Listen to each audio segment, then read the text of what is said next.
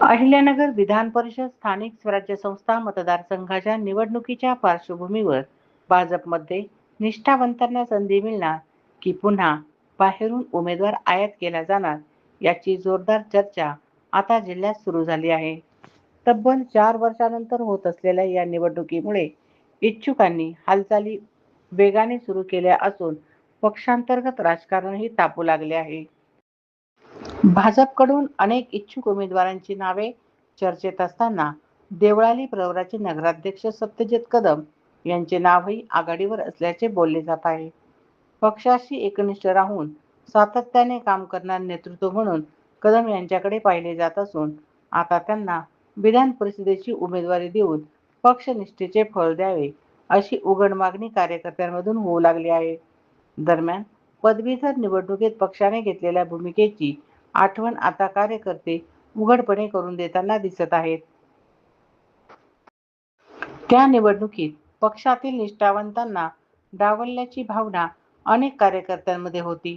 त्यामुळे आता विधान परिषद निवडणुकीत पुन्हा तसाच प्रयोग होऊ नये अशी तीव्र अपेक्षा जिल्ह्यातील भाजप कार्यकर्त्यांमधून व्यक्त होत आहे. वर्षानुवर्षे पक्षासाठी झटणाऱ्या कार्यकर्त्यांना बाजूला ठेवून बाहेरून उमेदवार आयात करायचा आणि शेवटच्या क्षणी त्यालाच उमेदवारी द्यायची ही पद्धत थांबली पाहिजे, अशा संतप्त प्रतिक्रिया आता राजकीय वर्तुळातून समोर येत आहेत. स्थानिक पातळीवर काम करणाऱ्या आणि जनतेमध्ये संपर्क असलेल्या नेतृत्वाला संधी मिळाली पाहिजे अशी भावना भाजपच्या तळागाळातील कार्यकर्त्यांमध्ये दिसून येत आहे. नगराध्यक्ष सत्यजित कदम यांनी स्थानिक स्वराज्य संस्थांमध्ये काम करताना स्वतःची वेगळी ओळख निर्माण केली असून संघटनात्मक कामातही ते सक्रिय राहिले आहेत. त्यामुळे निष्ठा, संघटन आणि स्थानिक नेतृत्व या निकषांवर त्यांचे नाव चर्चेत असल्याचे बोलले जात आहे.